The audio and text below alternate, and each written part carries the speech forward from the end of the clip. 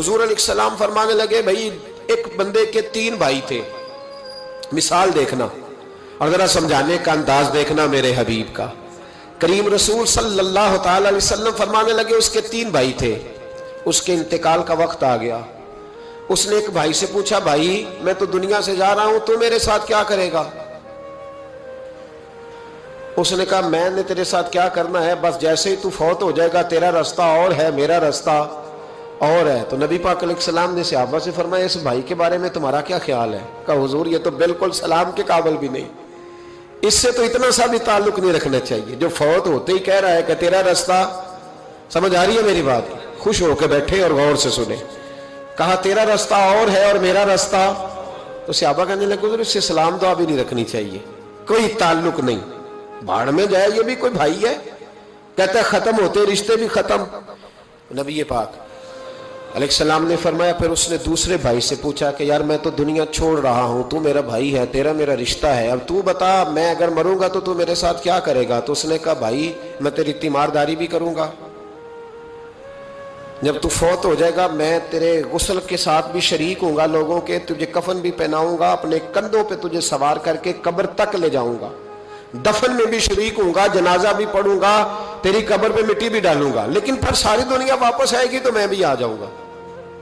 नबी पाक फरमाने लगे, इस भाई के बारे में क्या ख्याल है?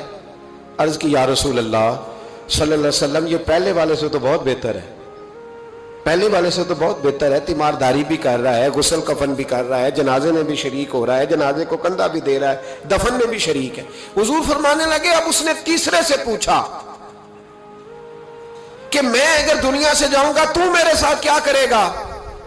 तो उसने कहा, मैं जब तेरी जान निकलने का वक्त आएगा तो तेरी आसानी के लिए तेरे सराहने खड़ा हो जाऊंगा, और जब तेरी रूह परवाज करेगी तो मैं कब्र तक भी तेरे साथ जाऊंगा, लोग दफन करके आएंगे, मैं कब्र के अंदर भी जाऊंगा, और जब पुल सिरात पे तू गुजरने लगेगा उस वक्त भी मैं तुझे हिफाजत से गुजारने की कोशिश करूंगा, और जब मिजाने अमल पर अमाल तुलेंगे उस वक्त भी मैं तेरे साथ खड़ा रहूंगा और तेरी सिफारिश करूंगा ताकि तू सही तरीके से अमाल तुल जाए।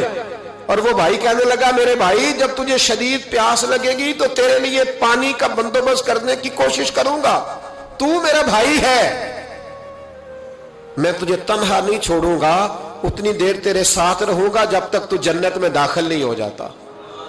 तो मेरे हबीब पाक अलैहिस्सलाम ने अब सहाबा से पूछा, हुजूर फरमाने लगे, इस भाई के बारे में तुम्हारा क्या ख्याल है?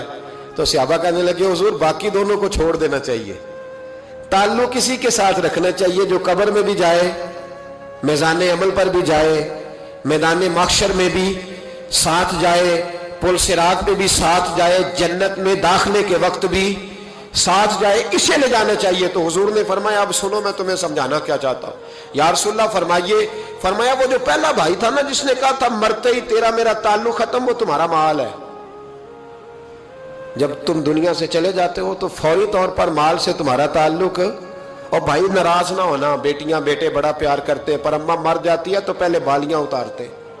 हाँ हाँ मैंने देखा है, सोने की बालियां पहले उतरती हैं, बड़ा प्यार है इनको, रो रहे होते, पर बेटे पहले जेब में हाथ डालते हैं, शनाख्ती कार्ड संभालते हैं कि वहां बैंक में भी जाना है, वहां विरासत का इंतकाल भी दर्ज कराना है, बड़ा प्यार करते हैं, पर पहले देखते हैं तेरे बटवे से क्या निकला, तेरा माल उसी वक्त वारसों